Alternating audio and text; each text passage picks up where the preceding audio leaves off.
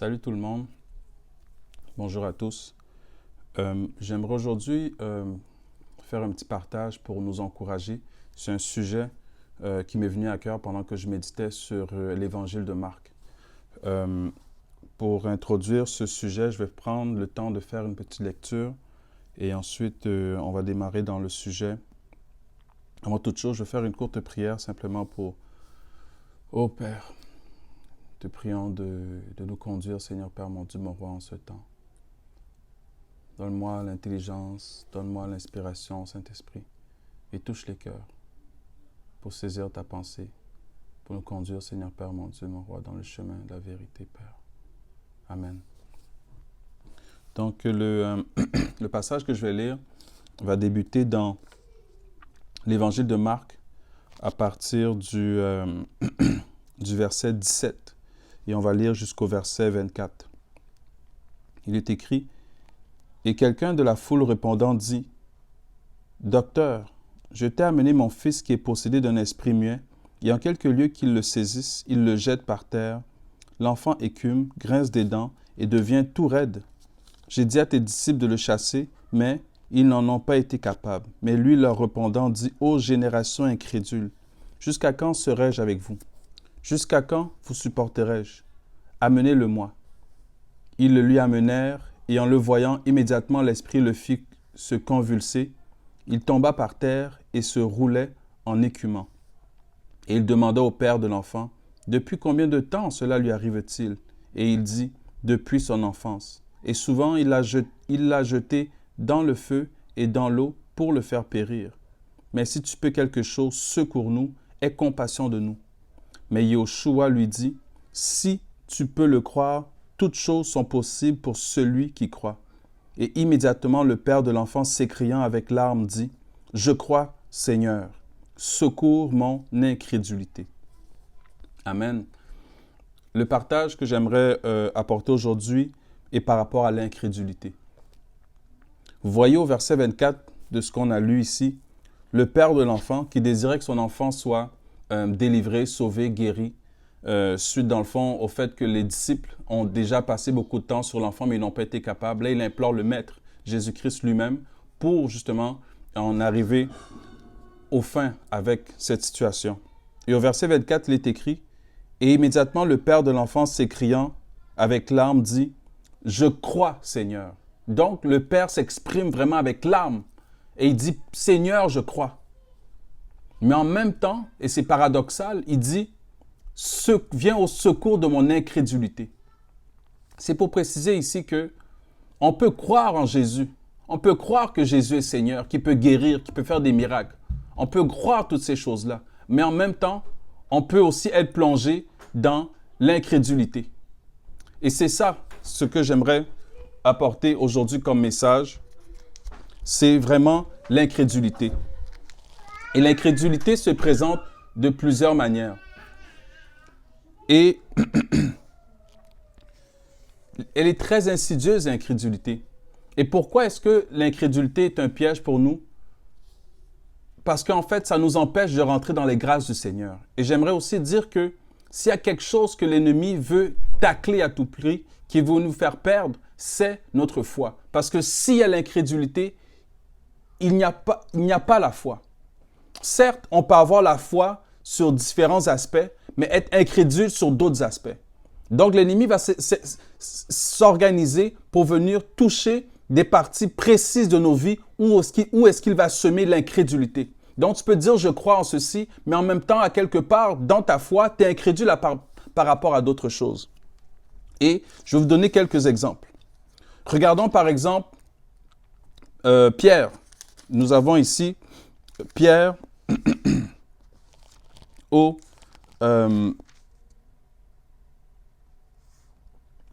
chapitre 14 de Marc toujours. Qu'est-ce qu'on va voir à partir de versets 29 jusqu'à 31, Marc 14. Je lis.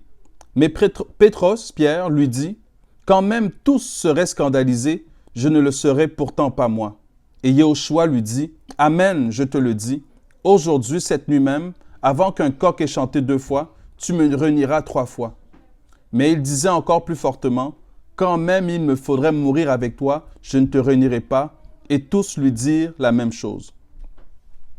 Vous voyez ici, c'est quand le Seigneur va justement prévenir les disciples qu'il va mourir, qu'il va aller à la croix, qu'il sera trahi et qu'il sera mis entre les mains des Sadducéens, des pharisiens et qu'ils le mettront à mort. Et certes, il leur précise qu'il va ressusciter le troisième jour. Pierre écoute cela et il dit quoi au Seigneur? Il dit que tout le monde soit scandalisé. Moi, je ne t'abandonnerai jamais. Il disait ça avec conviction, il a même répété plusieurs fois. Pourtant, le même Pierre, toujours dans le chapitre 14 de Marc, à partir des versets 66 jusqu'au verset 72, on voit Pierre renier le Maître à 3 reprises. À 3 reprises. Ça ici, c'est un signe d'incrédulité. En fait, il a manqué de foi, il a manqué d'assurance, il a été incrédule. Il n'a pas su demeurer ferme sur sa position. L'incrédulité. Il n'a pas cru, tout simplement. C'est pour dire ici comment l'incrédulité est très sournoise. On peut confesser de notre bouche, mais en même temps marcher à l'encontre de ce que nous confessons nous-mêmes. L'incrédulité. Et c'est quelque chose chez nous qui devrait réellement disparaître. Mais croire au Seigneur, parce que quand Pierre s'est exprimé ainsi devant Jésus, Jésus lui a dit, le diable a demandé de te cribler, de vous cribler comme du froment. Mais j'ai prié pour toi, afin que ta foi ne périsse pas. Mais quand tu seras converti, affermis tes frères. Qu'est-ce que le Seigneur voulait dire par là? C'est que malheureusement, dans ta marche, tu vas arriver devant des situations qui vont te faire chuter à cause de ton incrédulité, à cause de ton manque de foi. Mais le Seigneur a prié pour que ta foi ne tombe pas complètement par terre. Pour que quand tu te relèveras de cette épreuve-là, tu puisses maintenant en affermir d'autres qui vont aussi passer par-dessus là. Le piège, c'est que quand tu tombes de ton incrédulité, de ton manque de foi, une chute, ça nous arrive, que tu ne te relèves pas.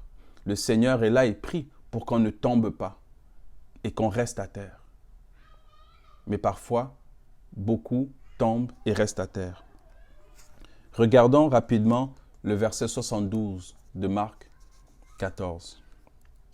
Et le coq chanta pour la seconde fois, et Pétros se souvint cette parole que Yahushua lui avait dite, avant que le coq chante 2 fois, tu me réuniras 3 fois. Et en y réfléchissant, il pleurait. Vous voyez ici, ces versets-ci me font comprendre peut-être que Pierre a eu du remords, de la tristesse, qui l'a amené certainement à la repentance. Paul nous en parle de cette tristesse qui amène à la repentance, et il y a des tristesses qui amènent à la mort. Et ici, c'est le même Pierre qui avait confessé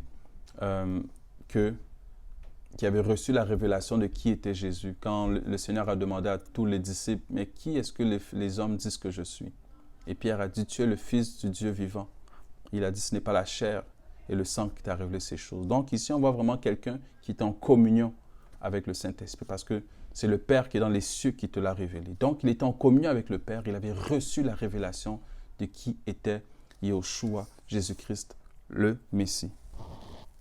Mais ça n'a pas empêché quand même d'être scandalisé. Et c'est ça, l'incrédulité. J'aimerais apporter autre chose, toujours par rapport à l'incrédulité. Et toujours par rapport à l'incrédulité, on va y aller encore avec les Écritures rapidement. On va aller dans Marc 16. Dans Marc 16. Vous voyez, dans Marc 16, le Seigneur est mort, il est ressuscité, et il y a 2 femmes, Myriam Magdeleine et Myriam également, qui vont vers le sépulcre pour justement embaumer le corps, mettre des aromates sur le corps, ainsi de suite. Et quand ils arrivent devant le sépulcre, le mort n'y est pas. Il y a un ange qui leur parle. Il dit, « Jésus que vous cherchez, il n'est pas ici. » Et il leur dit, mais l'ange dit quand même aux femmes, va dire aux disciples qu'il vous attend, qu'il vous précède en Galilée, au verset 7 de Marc 16. Les femmes prennent le temps d'aller voir les disciples. Au verset 9. Non, plutôt verset 11 de Marc 16. Mais eux, les disciples, entendant qu'il était vivant et qu'il avait été vu par elle, ne crurent pas. Vous voyez ici l'incrédulité? Le Seigneur avait parlé. Le Seigneur avait déjà donné cette parole. Mais quand la parole est revenue vers elle, quand l'accomplissement de cette parole est venu, ils n'ont pas cru. L'incrédulité. L'incrédulité. Ils n'ont pas cru. Oui, ça peut nous arriver. Et il faut faire vraiment gaffe à ça. Le Seigneur parle et quelqu'un témoigne de la parole du Seigneur et nous ne croyons pas. L'incrédulité. C'est un piège qui nous guette. Faisons gaffe à avoir un cœur incrédule. Verset 13, toujours de Marc 16. Et ceux-ci s'en allèrent, et ceux-ci, c'est qui? C'était les 2 disciples qui étaient sur le chemin d'Emmaüs. Eux aussi, ils ont vu le Seigneur. Ils sont revenus pour avoir témoignage au verset 13. Il est écrit, « Et ceux-ci s'en allèrent et l'annoncèrent aux autres, mais ils ne les crurent pas non plus. 2 témoins sont venus pour leur dire, Jésus est ressuscité. Ils ne l'ont pas cru. » C'est les disciples. Ils étaient avec le Maître. Il leur avait déjà prédit ces choses, mais ils étaient quand même endurcis.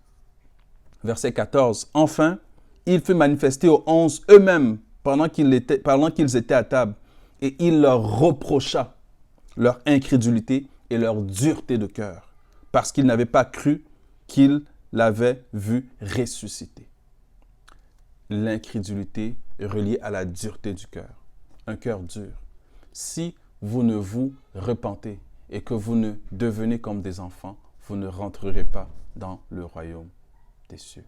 L'incrédulité, les raisonnements, quand ça dépasse notre entendement, quand ça dépasse nos barrières, quand ça dépasse notre religion ou notre religiosité, quand les choses dépassent ce que nous pouvons maîtriser, nous pouvons, si nous ne faisons pas attention, tomber dans l'incrédulité, ne pas croire la parole du Seigneur.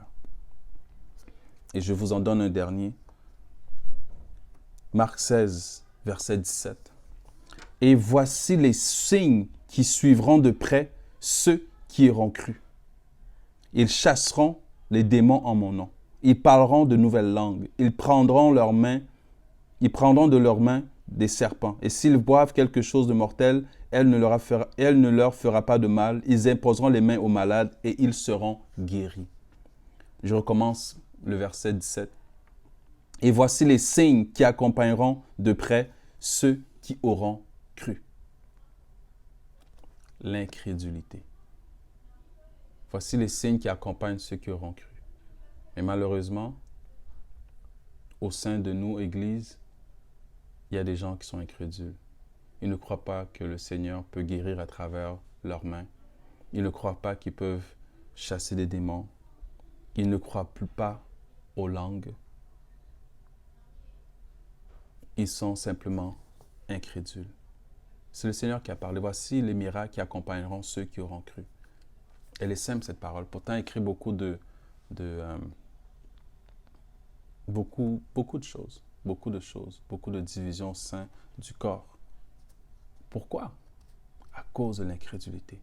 Parce qu'on a de la difficulté à croire. Parce qu'on a un cœur dur. Parce qu'on est dans les raisonnements. Nous avons encore des forteresses. Nous n'avons pas ce cœur d'enfant. Nous ne sommes pas humbles. Humbles. Et de dire, il y a des choses que je ne maîtrise pas, mais c'est écrit, je crois, Seigneur, Seigneur, viens au secours de mon incrédulité. Un signe d'humilité. L'incrédulité. L'incrédulité. Et c'était ça, en gros, que je voulais partager. Vraiment l'incrédulité. Pour conclure, j'aimerais simplement nous dire de faire attention, d'être sage, d'être prudent et de ne pas limiter notre foi à ce que nous comprenons, à ce que nous comprenons. Parce que la parole du Seigneur est au-dessus de nos pensées, au-dessus de notre intelligence. Elle est au-dessus de ce que nous pouvons saisir, comprendre. Ne soyons pas incrédules parce que nous ne comprenons pas. Ne soyons pas incrédules parce que nous ne le voyons pas. Ne soyons pas incrédules parce que ce ne sont pas des choses que nous avons déjà entendues ou nous avons déjà vues. Si c'est écrit, je vous en prie, croyons. Et prions le Seigneur qui vienne au secours de notre incrédulité. Ne soyons pas dans la médisance, dans des mauvaises paroles contre d'autres frères parce que nous sommes dans l'incrédulité. Nous ne connaissons pas tout, nous ne maîtrisons pas tout. Soyons humbles. Et venons devant le Seigneur et disons, Seigneur, j'ai vu quelque chose, j'ai été témoin de quelque chose, j'ai entendu quelque chose. Je crois en toi, Seigneur. Viens au secours de mon incrédulité. Ça nous a tous arrivé d'entendre des choses, de voir des choses qui mettent la confusion dans notre esprit. Pourquoi? Parce que ça dépasse ce que nous avons déjà entendu. Ça dépasse notre doctrine. Effectivement, ça peut arriver. Mais soyons sages, soyons prudents. Et soyons humbles par-dessus tout. Pour ne pas tomber dans l'incrédulité. Ayant ces cœurs d'enfants. Ayant ces cœurs d'enfants. C'est vraiment le partage que je voulais nous donner aujourd'hui. Faisons vraiment attention à l'incrédulité. Que le Seigneur nous bénisse, que le Seigneur nous garde, qu'il préserve nos cœurs. Et Amen.